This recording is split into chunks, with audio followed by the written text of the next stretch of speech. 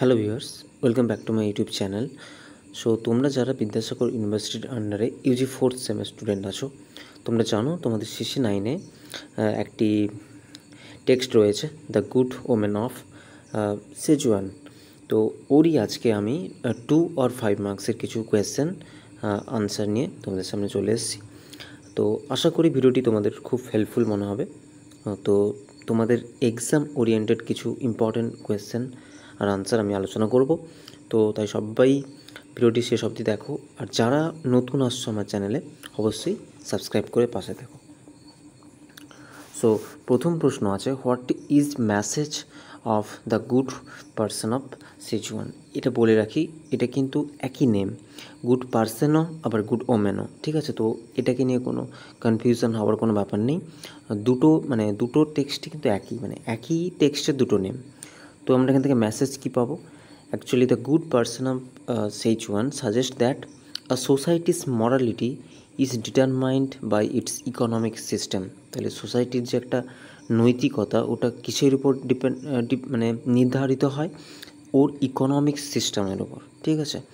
This theme is introduced in place Prolog. এই যে থিমটা কিন্তু আমরা এই প্লের প্রোলগেই দেখতে পাবো, যখন কিনা সেন্টি নামের যে ক্যারেক্টারটি ও গডসকে কমপ্লেন করছে, ঠিক আছে, এই বলে যে but everything is so expensive, I don't feel sure I can do ইট।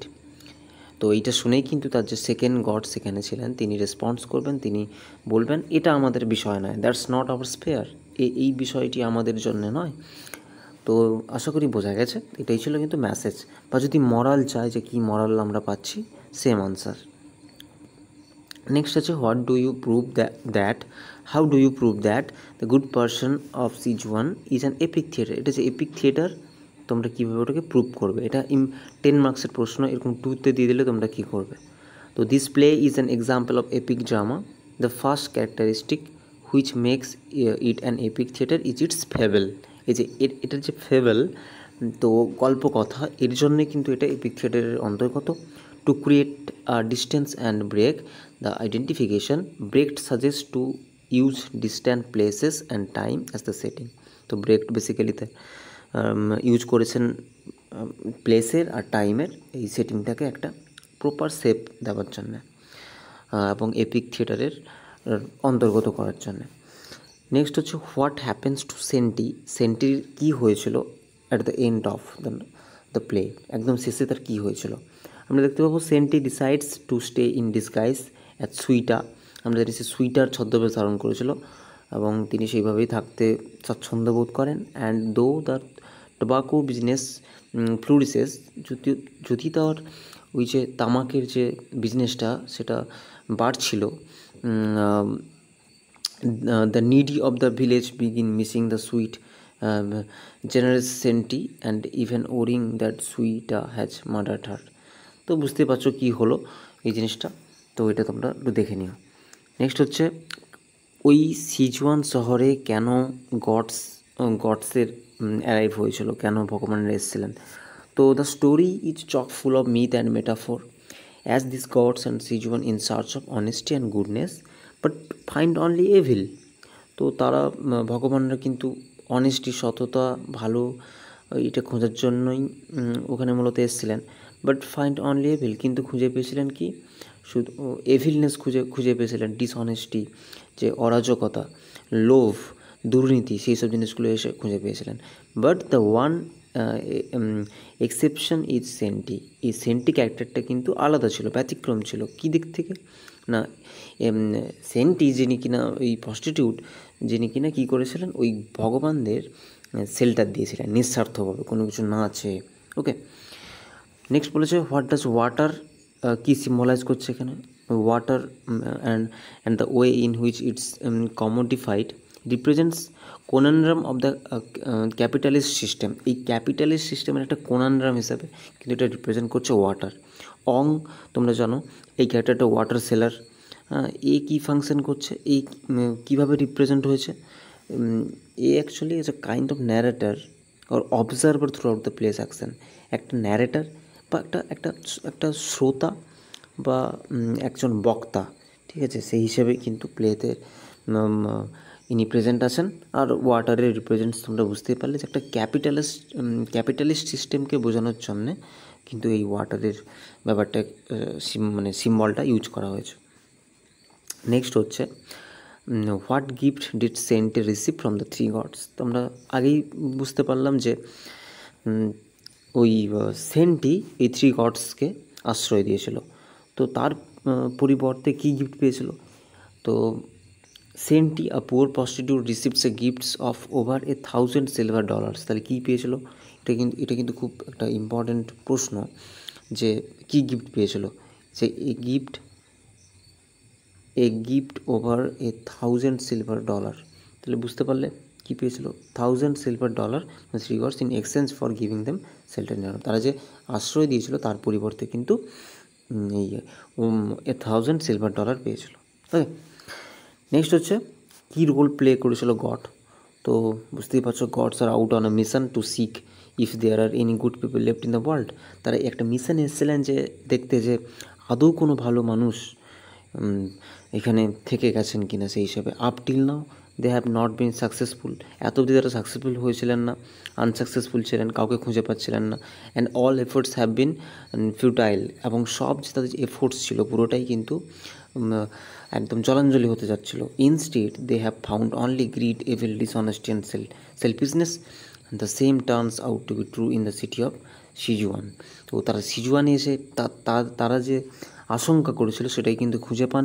তারা যার চতুর্দিকে এভিলনেস দেখেন, ডিসঅনেস্টি দেখেন, কালপ্রিট মানুষদেরকে দেখেন, সেলফিশনেসকে দেখেন, কিন্তু অবশেষে তারা ওই যে ক্যারেক্টার সেন্টি ওকে কিন্তু পায়।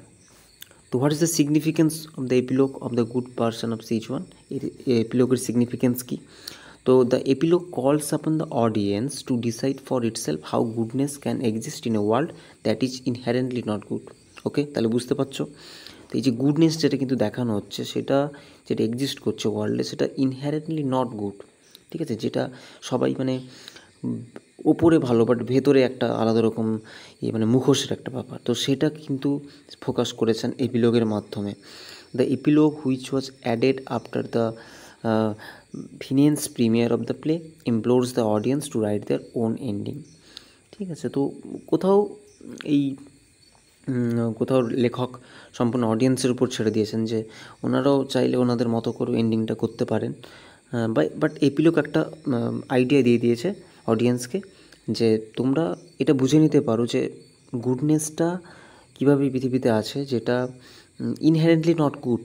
ওকে, তো ফু এ কে ছিল? ফু ইজ এ ওয়েলদি বারবার ছিল যার দোকানটা ছিল সেন্টির পাশেই। তো Fu is a respected businessman who falls in love with Shen Te in spite of involvement with the scoundrel Yang Sun. বুঝতে পারছো, Shu Fu wants to marry Shen Te because of how good, kind and charitable she is, তাই না? সে তোমরা বুঝতেই পারছো যে centi খুব একটা হাম্বল ক্যারেক্টার ছিল। তো সেই জন্য কিন্তু তাকে এই সুফু ম্যারেজের একটা প্রস্তাব দেন। Even though he knows that she is hung up on another lover. তো এটা জানা সত্ত্বেও যে আমাদের সেন্টি কিন্তু আলাদা একজনের জন্যে, আলাদা তার লাভারের জন্যে ফাঁসি দিতেও একবার গেছিলো। তো সেটা জানা সত্ত্বেও কিন্তু সুফু একে একটা ম্যারেজের প্রপোজাল দিয়েছিল। সো এবারে কিছু আমি শর্ট কোয়েশ্চেন রেখেছি, ঠিক আছে? সেগুলো হচ্ছে হুইচ ক্যারেক্টার সেলস ওয়াটার? কে ওয়াটার সেল করছিল? Wang. Okay, who use an ear trumpet to hear? তো the first god. Why do the god decide Wang is not a good person? কেন বলেছিল? The cup of water he gives them has a false bottom. তো গডদেরকে যে জলটা দিয়েছিল অং, সেটা কিন্তু ফুল ছিল না, ভর্তি ছিল না, এটা ফলস বটম ছিল। তো সেটা দেখেই কিন্তু গডসরা ডিসাইড করে এ ভালো নয়।